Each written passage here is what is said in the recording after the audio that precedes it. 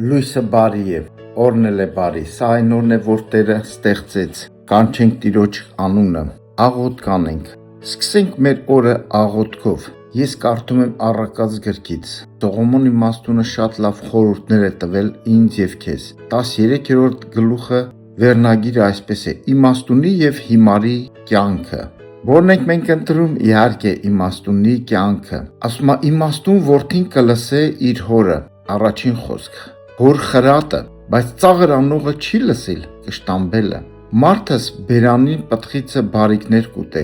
բայց անօրների հոգին բռնություն։ Իր բերանը զսպողը կպահե իր հոգին, իր շրթունքները լայն բաց անողը կործանում է իրան համար։ Սերնես ես և դու կանչված ենք իմաստուն որդիներ լսելու հոր խրատը, մեր հոր խրատը, մեր Հայր Աստծո խրատը, մեր ֆիզիկական հայրերի, եթե կենդանի են, իրանք հաստատ մեր լավն են ուզում, սերնես,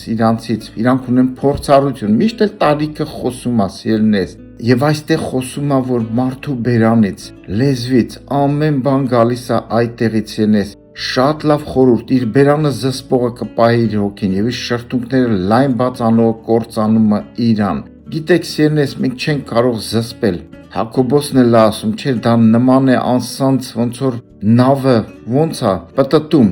մի փոքր ղեկ, նույնը լեզուն, շատ, երբ որ խոսում ես շատ մարդկանց հետ, դեռ չես խոսացել, իրանք են մտնում մեջը, լեզուն չեն զսպում, բերանը չեն զսպում, անդադ խոսում, դատարկախոսություններ։ Եկեք ես եւ դու, սերնես, կարողանանք զսպող բերան ունենալ։ Հալելույա, մեր վրա աշխատանք տանենք։ Տերը օրհնի ձեզ, ամեն։